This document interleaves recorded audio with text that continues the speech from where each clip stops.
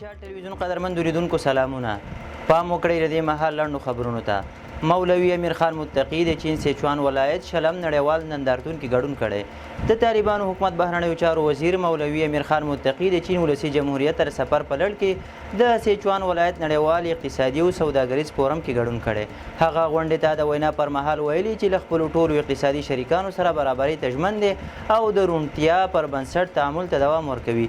ښاغلي متقي چین د افغانستان ښه اقتصادي شریک او د ټکنالوژۍ کرنې او بنسټیزو پروژو کې د چین رول مهم یاد کړی او په وینا یې هڅه کوي دغو برخو کې د دواړو هیوادونو ترمنځ تلپاتې همکارۍ ته لار برابره کړي. ترکیه کې د افغانستان په تړاو د انطالیا بهیر څلورم پړاو غونډه پیل شوې. د افغانستان مدني او دیموکراتیکو ځواکونو شبکې ویلي چې په ترکیه کې د انطالیا بهیر په نوم د افغانستان په تړاو د مدني ټولنو غونډه پیل کړې ده. د معلوماتو له مخې دغه ناسته د افغانستان اوسنیو ستراتیژیکو سیاسي او ټولنیزو ننګونو ته په پام د ټول شموله ملي خبرو اترو په پار جوړه شوې چې مهم ګډونوالي د مدني ټولنو استازي ښځې او د بشري حقونو فعالان بلل شوي دي. همداراز د ملګرو ملتونو چوکاټ او د دوحې بهیر هم د دغه ناستې د ارزونې مهم ټکي یاد شوي دي. د انطالیا ناسته تر دې مخکې هم 3 ځله په ترکیه کې شوې ده او دا یې څلورم پړاو دی. دا په داسې حال کې ده چې د طالبانو حکومت افغانستان کې پر سیاسي او مدني فعالیتونو سخت بندیزونه لګولي. امریکا کې د ټي پی ایس پروګرام لغوه کېدو له امله 10,000 افغانان د شړل کېدو له ګواښ سره مخ دي. د افغان کډوالو لپاره د لنډمهالي محافظتي وضعیت تر لغوه کېدو وروسته لږ تر لږه 10,000 افغان وګړي د امریکا له لوري د ایستلو له ګواښ سره مخ شوي دي. د یو ان ان خبري اجانس په یو راپور کې ویل شوي چې دغه پریکړه به د روان زیږدیز کال په جولای میاشت کې عملي شي. د امریکا په متحده ایالاتو کې د افغانانو د موقت خوندیتوب لغوه کولو پریکړې د پخوانیو سرتیرو او بشري حقونو فعالانو ترمنځ سخت غبرګون پارولی دی. که څه هم د افغانانو د موقت خوندیتوب پروګرام د لغوه کولو په ضد غږونه اوچت شوي دي، خو ښایي متحده ایالات د شړلو بهیر په جولای کې پیل کړي. روسیې له افغانستان سره د 1280 میټریک ټنه وړو مرسته وکړه. روسیې د اړمنو افغانانو لاسنیوي او د هغوی وضعیت ته د رسیدو لپاره هیواد کې د خوړو نړیوال پروګرام سره بشري مرسته کړې ده. د مرستو دغه جوپه کې 1280 میټریک ټنه اوړه شامل دي چې پرون شمال زون کې د خوړو نړیوال پروګرام ته سپارل شوي دي. مزار شریف ښار کې د روسیې کونسل ایګار نیګالایف د دغو مرستو د سپارلو پر مهال افغانانو سره د مسکاو د بشري مرستو پر دوام ټینګار کړی دی. په ورته وخت کې بلخ کې د خوړو نړیوال پروګرام مسؤل نجیب الله رحماني ویلي چې ټاکل شوې دغه مرستې شمال زون کې د اړمنو کورنیو ترڅنګ د نورو ولایتونو بېوزلو کورنیو ته هم وویشل شي. د عامې روغتیا وزارت له لوري په روان کال کې د پولیو واکسین دوهم ملي کمپاین پیل شو.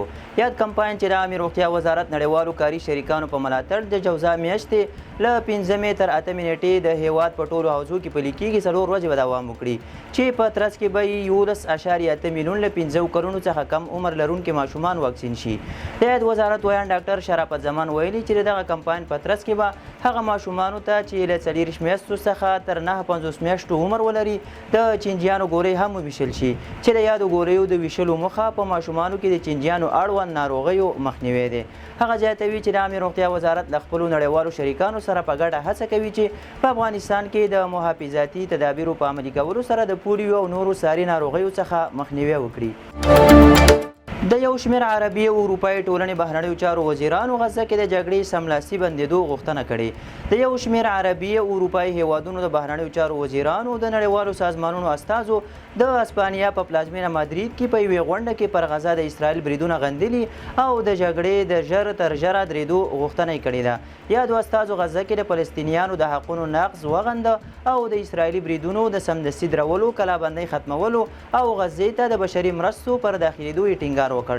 بل خوا دوی ټینګار کړی چې د فلسطین ولس حق لري چې د 1948 کال د ټاکل شویو پولو پر اساس یو خپلواک هیواد جوړ کړي. ټرمپ له ایران سره په خبرو کې له پرمختګ څخه خبر ورکړی. د امریکا ولسمشر ډونالډ ټرمپ د یکشنبې په ماښام خبریالانو ته ویلي چې له ایران سره په خبرو اترو کې ریښتینی او جدي پرمختګ شوی. هغه ویلي چې دی نه غواړي بمونه وغورځېږي او ډېر خلک ووژل شي، بلکې غواړي یو تړون وشي او فکر کوي چې د ترسره کېدو چانس هم شته. بلخوا د ایران بهرنیو چارو وزیر عباس عراقچي 2 ورځې وړاندې د عمان په کوربتوب له امریکا سره د 5م پړاو خبرو اترو له پای ته رسېدو وروسته وویل موږ د خبرو اترو یو له خورا مستقي پړاوونو څخه درلوده چې نوي وړاندیزونه او حل لارې پکې وړاندې شوي او ګټورې ثابتېدی شي. نږدې 3 میاشتې وروسته غزې ته پر بشري مرستو بار 100 لارۍ داخل شوې. د فلسطین په چارو کې د اسرائیل د حکومت ځانګړي ادارې پرون خبر ورکړ چې په دې مرستو کې اوړه او نور غذایي مواد شامل دي. یا د ادارې زیاته کړې چې د اسرائیل دفاعي ځواکونه به د غزې په تړانګه کې خلکو ته د بشري مرستو رسولو ته دوام ورکړي، خو په عین حال کې به تر اوسه هڅه وکړي چې دا مرستې د حماس ډلې ته ونه رسیږي. په تیرو 3 میاشتو کې دا لومړی ځل دی چې غزې ته بشري مرستې رسیږي. اسرائیل د مارچ میاشتې له پیله دې تړانګې ته د بشري مرستو په رسولو بندیز ولګاوه او ادعا یې وکړه چې حماس ډله د بشري مرستې پلوري څو وسلې وپیري او خپلو غړو ته پیسې ورکړي، خو حماس ډلې دغه تورونه رد کړي او د بشري مرستو مخنیوی یو ناوړه اقدام بللی و. روسیې ادعا کړې چې د اوکراین د بې پیلوټه الوتکو د برید پر مهال د پوتین چورلکه ژغورلې. د روسیې د هوایي دفاع قماندان یوري داشکین وایي د اوکراین د بې پیلوټه الوتکو د برید پر مهال د پوتین چورلکه ژغورلې ده. هغه ویلي چې د مې په 20 کورسیک سیمې ته د سفر پر مهال د روسیې د ولسمشر ولادیمیر پوتین چورلکه نږدې و چې د اوکراین د ډرون یا بې پیلوټه الوتکو د یو لوی برید په مرکز کې واقع شي. د نوموړي په وینا په یو وخت د هوایي دفاع جګړه پر مخ وړله او هم یې د ولسمشر د هلیکوپټر د الوتنې خوندیتوب ټینګاوه. دا په داسې حال کې ده چې پوتین د مې په 20 کورسیک سیمې ته سفر کړی و. دغه سیمه چې اوس مهال د روسیې تر ولکې لاندې د اوکراین هڅه کوي چې بیرته یې ترلاسه او د جګړې توازن بدل کړي. ایمانویل ماکرون د اړیکو پیاوړتیا لپاره د اسیایي هیوادونو سفر پیل کړی. د فرانسې ولسمشر ایمانویل ماکرون د اسیا د 3 مهمو هیوادونو ویتنام، اندونیزیا او د سنگاپور سفر پیل کړی چې موخه یې د فرانسې او اروپایي اتحادیې د نفوذ پراخول، د اقتصادي او دفاعي همکاریو پیاوړتیا او د چین او امریکا ترمنځ د سیالۍ پر مهال د یو باوري شریک په توګه ځان وړاندې کول دي. هغه هیله ښودلې چې هیواد به یې وکولی شي له اسیایي هیوادونو سره د دفاع، انرژۍ او تخنیکي نوښت په برخو کې هوکړې ته ورسیږي. دا سفر داسې مهال ترسره کیږي چې فرانسه او اروپایي ټولنه هڅه کوي د امریکا د ولسمشر ډونالډ ټرمپ د سختو سوداګریزو تګلارو په مقابل کې له اسیا سره خپلې اقتصادي اړیکې لا پراخې کړي. مالتا راتلونکې میاشت د فلسطین په رسمیت پیژندنې اعلان وکړ. د مالتا لومړي وزیر رابرټ ابیلا د یکشنبې په ورځ اعلان وکړ چې هیواد به د جون په میاشت کې د فلسطین دولت په رسمیت وپیژني. دا اعلان هغه مهال وشو چې ابیلا د یوې سیاسي غونډې پر مهال له کورنیو او نړیوالو مسایلو په اړه خبرې وکړي.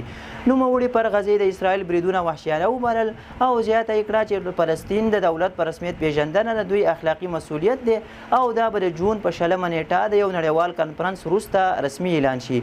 په 2024 کال کې مالتا د هسپانیا، آیرلینډ او سلوانیا سره یو ځای د فلسطین د پیژندنې لپاره د چمتووالي اعلان وکړ، خو دا یې د مناسبو شرایطو سره تړلې وبلله. د شمالي کوریا مشر د یوې جنګي بیړۍ د خرابېدو له امله د کښتۍ جوړولو چارواکي نیولي. د شمالي کوریا مشر کیم جونګ اون د یوې نوې جنګي بیړۍ د ناکام لیږد له امله د کښتۍ جوړولو 3 لوړپوړي چارواکي نیولي دي.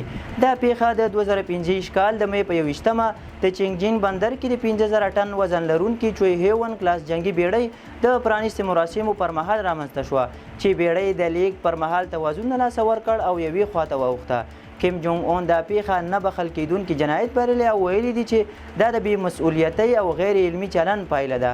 هغه امر کړی چې د بیړۍ ترمیم باید د جون میاشتې د کارګر ګوند له غونډې مخکې بشپړ شي. د چارواکو نیول ښیي چې کیم جونګ اون رژیم د پوځي او تخنیکي ناکامیو پر وړاندې سخت دریځ لري. د شال ټلویزیون قدرمن اوریدونکو دا د دې مهال لړ او مهم خبرونه تر بیا ښه وخت.